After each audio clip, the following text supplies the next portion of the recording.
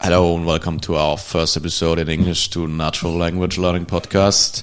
Here with Mikkel and who is not wearing his. Yeah, their part and me, Jonas. We already made an episode in Spanish and 2 in German. Now this is our first one in English. Welcome, Mikkel. Welcome, everyone. Welcome, sir.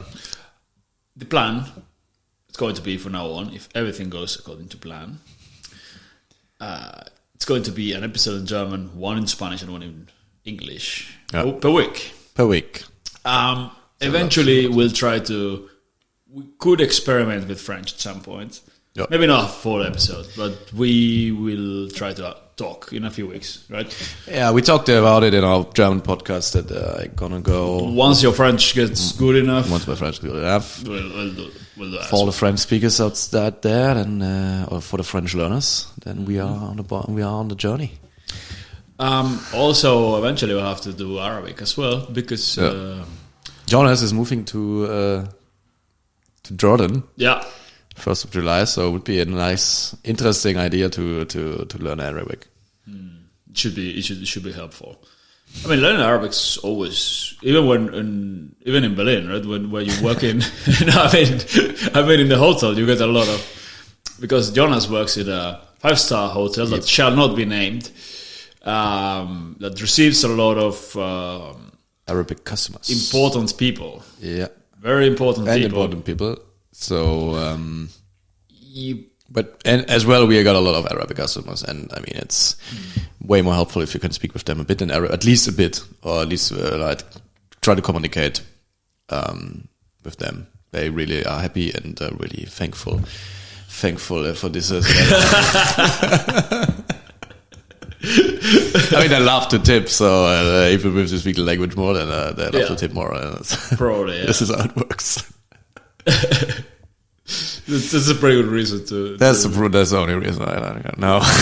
Of course not. No, I think for someone working in a hotel, if you and that's what we're talking about today, by the way, language islands. But if you prefer any kind of work, really, where you work with international people, but especially at an airport, hotel, any kind of international fair, any kind of thing like that, if you can learn a few hundred sentences in many languages, all the key sentences for work, you can do really well and leave a really good impression always, because a group of Russians come and you greet them in Russian and you give them like the basic instructions and have basic small talk with them in Russian, they'll be impressed. And if you can do it with Arabs and you can do it with French people and Brazilians and so on, which is not that difficult, by the way. You could learn Portuguese pretty easily. Yeah, I also thought about that. Yeah, you also already speak Spanish, so that's probably a very good idea for people like you. Today we're going to talk about language islands.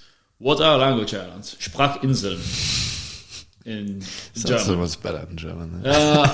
It does sound good, but you know what? Sprachinseln means something else in German. I've used that term in videos in German, and I had people telling me that no, that's not what that means, and I was looking for Sprachinseln and you were using it wrong. Sprachinseln in German language, it's the literal translation, but it means language. Sprachinseln is apparently, if I understood correctly, a very small language that's surrounded by other languages. Yeah, but I mean, they were really strict. So Germans, when we who speak, said this? when I say it in German, I always say language. I try my strongest American accent. Wir werden language islands. Language islands. Mit meinem Handy, because that's the way Germans do it. They try to sound as American, like cartoonishly American. But I will use language islands. To learn languages. The question, exactly. So the question is, what's language island? What's a language island? What is it? A language island is very simple. This was invented by not by me, by the way. I learned this from Boris Sheckman, or if you pronounce it correctly, but it's Shechman. Where's he from? Russia, Ukraine, Soviet Union. Something like this, okay. He was a Soviet immigrant from in the 90s, moved to America, and he became a very prominent teacher of Russian for journalists, diplomats, and so on, Americans, Brits as well, who wanted to go to work in the embassy or to go to work as journalists or whatever. These days, that's not as popular. Going to Russia, but back in the 90s and early 2000s it was, and this guy was teaching them all Russian effectively. And Language Islands was one of the techniques in his book that I've been using a lot. It's part of my system because I find it extremely useful if your goal is to speak the language well. Do you remember the name of the book? He's got several, but I was like, how to learn languages effectively or something like that. Okay.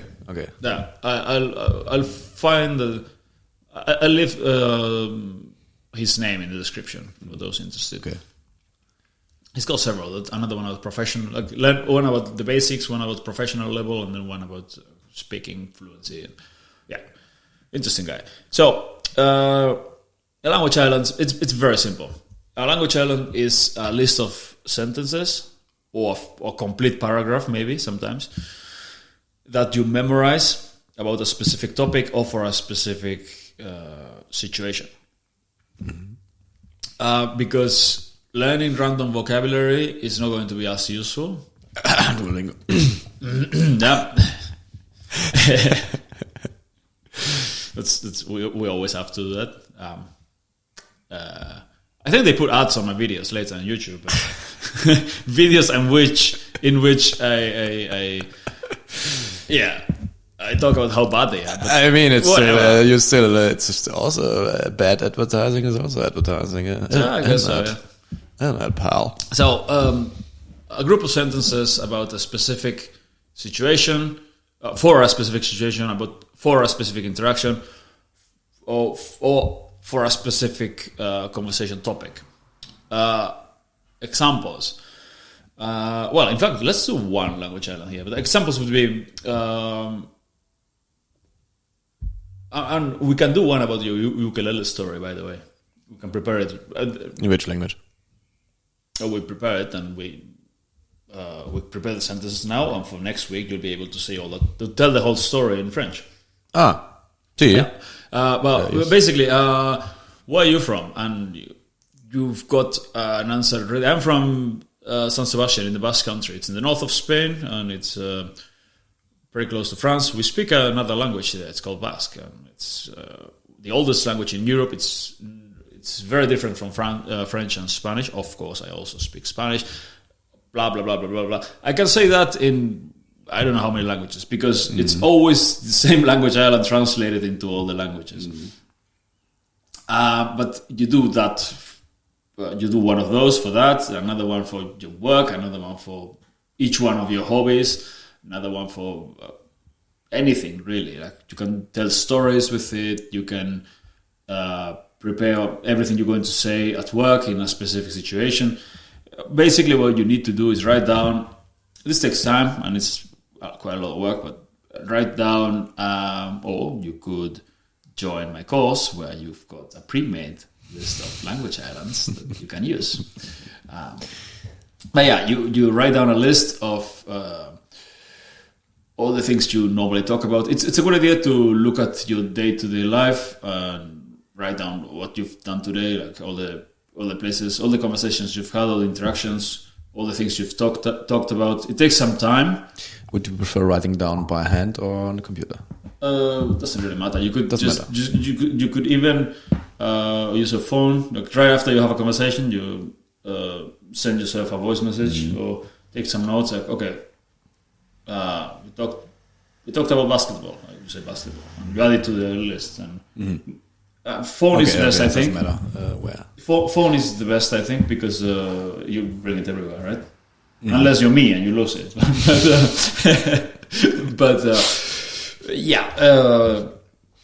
You just take notes what you talk about during the day. Where you I was in a bar. I wanted to order this, and this. And you write all that, and then every day or every couple of days you keep like you add those to the topic list, and then you prepare sentences for that. Then you translate everything into the language that you're learning, and you learn the new sentences. You can use Google Translate or DeepL or ChatGPT if you want to play around with AI or whatever. I recommend DeepL because it's, in my opinion, the best thing out there for translation. But I'm sure there are others as well that are good. Then you learn them. You read them aloud over and over again. Also, you can use something like TTS, which is What is that? text to speech. I think it's text to speech. Yeah. You create an audio file, and then you put it on your phone, earphones, and you listen to it over and over again. But who's speaking? The machine. But there are good the pronunciation. There are some with very good pronunciation. This is, by the way, pretty good if you want to learn a specific accent, because there are some that can do like Argentinian Spanish or Mexican Spanish and so on. And you listen to the sentences over and over and over again. You will remember them because they're your own sentences. Exactly, yeah. It's way more easy to remember because you write them down. Yeah, it's they much more relevant. Everything there is relevant instead of just learning random stuff. And you read them aloud over and over and over again, and that way you can learn them. The last thing I would recommend you do is you create a 2 column document where it's the languages in the sentences in your language and the same sentences translated in the other language, and you cover the translation. So if you're learning, say, Arabic, you cover the Arabic ones. Or I think you guys French. Let's say let's do French because I can read Arabic. Yeah. With languages like Arabic, you would do it phonetically. Okay. You write it with your own alphabet. You don't need to learn the alphabet for Chinese or Arabic or anything like that to be able to understand and speak, right? Yeah, sure. Only learn to read when you can speak already. But yeah, let's say you have German and you have French. In your case, you hide the French or don't look at the French. You read the sentence in German and you try to say it in French, and then check if you say it correctly. And repeat until you do it correctly. Yeah, until you do it correctly with all the sentences, and with that. And lots of listening to the same sentences for pronunciation, you can end up speaking pretty well in most situations very quickly. And if there's a situation you didn't prepare for, you can always take notes and then go back home and prepare for that as well. So you can always keep adding more sentences, more language islands to your list of language islands. Yeah, so for example, for me in the hotel, when I'm there in Jordan and an Arabic person, I mean, okay, what are the most common sentences they ask, or what are like what are the most common questions, you know? And then if I don't know what he said, and just, okay, what was the question? Write it down and repeat it at home. Yeah. Yeah, keep adding them and then review the whole list regularly.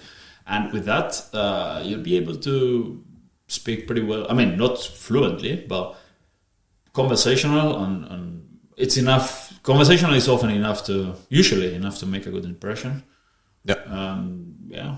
Up from there to fluency, it's not that hard. It's just you have to keep speaking more and more and keep listening more. So let's, should we do a language island right here? Yeah, why not? Let's listen to Jonas's ukulele story. Okay, I try to keep it short. How do you write ukulele? Yeah, just say you, ku, like that, right? Yeah. Okay. Yeah, exactly. Ukulele story in French. We're trying it. We write it now in English or German, and then we can use translator later on. And prepare. And then you can, next episode you can tell the story in French. Exactly. Good idea. So because we don't have a translator. My French is not bad, but I'm sure there's a lot of vocabulary here that I don't know, because I don't know anything about ukuleles. I mean, it's an instrument, and it comes from Hawaii, and that's it. So okay, I the story is I moved 5 years ago to Berlin. Okay. And the reason why is to sell ukuleles, Hawaiian ukuleles. And I was in the back days. I was a huge freak, so I was living at my home place in the Black Forest. Flew over the weekend to Berlin to buy me a ukulele, and flew back home again. This we could do one fast. Let's just take notes and then you can write the whole thing. Yeah. It's better for the podcast, I guess. This is not quality listening, quality content. So you live in the Black Forest. You moved to Berlin. Yeah, moved to Berlin to sell ukuleles because back in the days I was a freak with the ukuleles, and I really wanted to work with the ukuleles together. So it's the only shop in Europe that sells authentic Hawaiian. Exactly. It's the only shop in Europe who sells authentic. Nowadays I think there are some more, but it's the only shop who's allowed to buy from the Hawaiians directly, and then the Europeans need to buy from his shop. So I moved there. This was the reason why I moved to Berlin. So let's repeat. Okay. So you moved to Berlin 5 years ago to sell ukuleles because you really were into ukuleles. You wanted to buy one. Then I flew for the weekend over to Berlin. Flew back to my home. Asked the guy from the shop, "Yo, dude, I need some help." He was like, "Yeah, come over again." We talk. Flew again to Berlin for a day. And he said, "Yeah, I need some help, pal. And when you want to start?" "In 2 weeks." "Okay. In 2 weeks." 2 weeks later, I moved to Berlin to sell ukuleles. Basically, it is. And so and you did that this story for like a year or so, right? Exactly, yeah, for a year now. Sadly, Corona came and kicked me off. So that's basically the story I tell a lot in German. So this you could. Now these are just the notes, but you could develop this into 10 to 20 sentences. Translate everything. Let's do that. In fact, and next week we translate everything. We create. This will be less than a minute of audio. Yeah. You listen to it over and over. You read it again and again and again. And next week you can tell the story in French. And what you have to do is keep creating this kind of language island. Yeah, like 10 to 20 sentences, 20 to 30, depending if it's a longer story. And create audio file, listen to it over and over and over. Read it out over and over and over. Translate into mentally, and then say it. And check. Sorry, I'm not familiar with microphones still. Back in my day, we didn't have these things. And I'm such a boomer. Yeah. In fact, this is pretty old technology, but I guess I guess microphones existing a very longer time. Yeah, I think caveman is more accurate for me than boomer.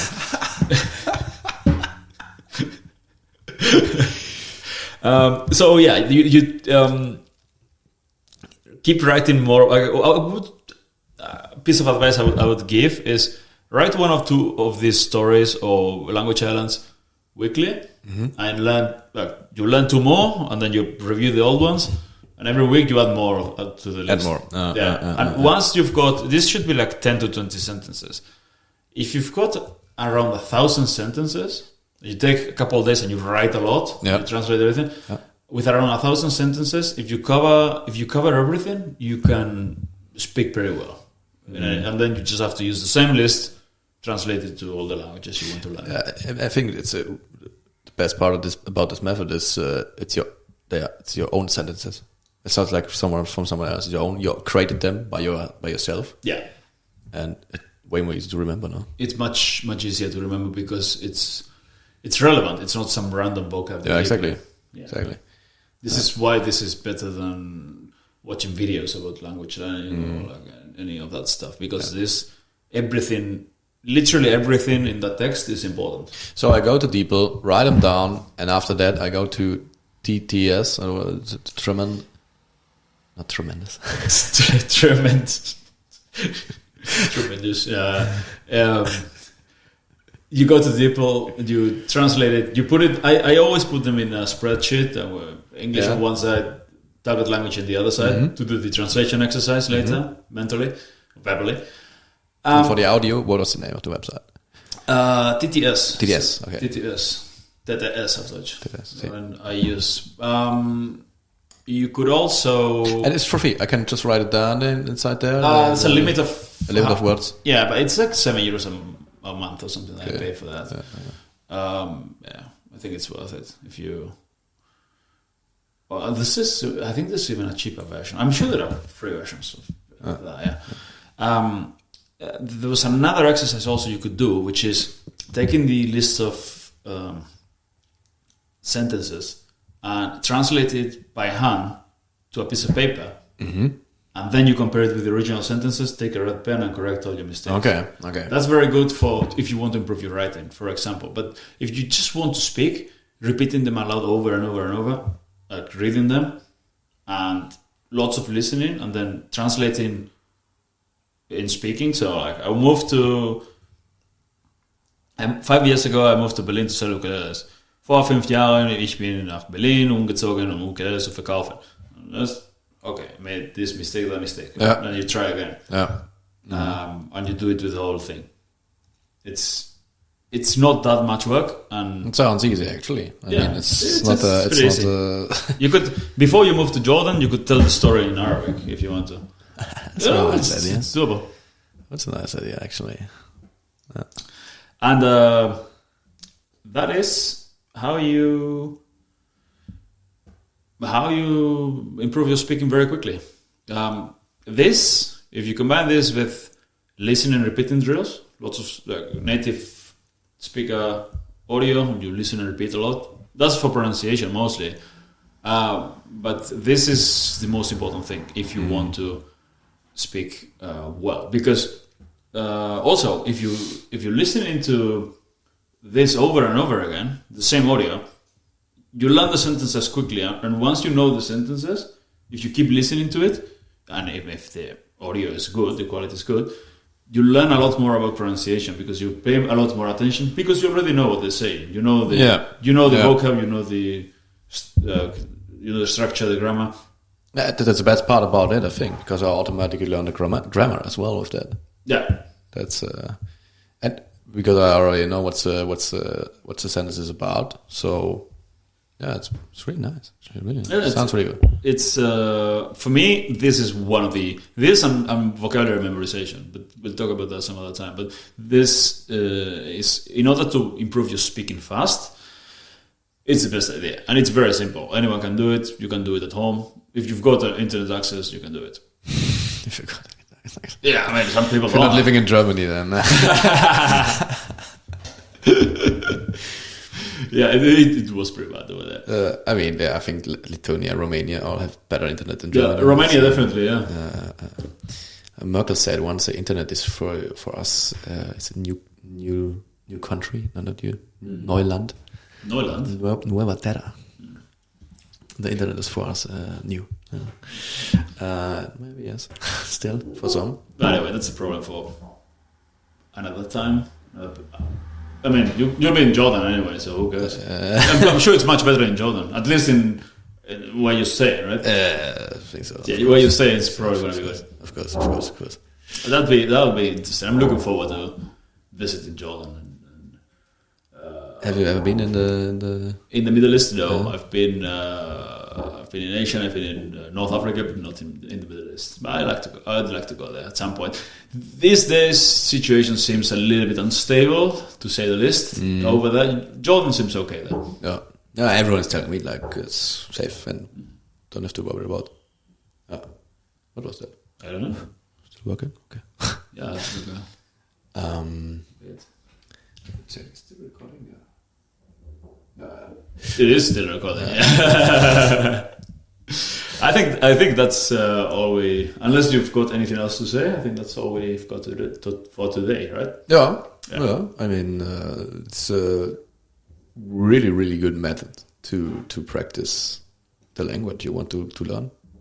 And I mean, I haven't tried it that much, but it sounds really, really good. Let's try it from now on. We'll do some challenges the next few weeks to learn some stories and be able to become conversational as soon as possible in French.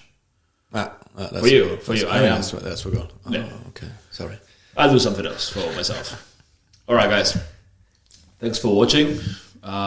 See you next week. See you next week. Thanks for watching and hearing. Bye-bye.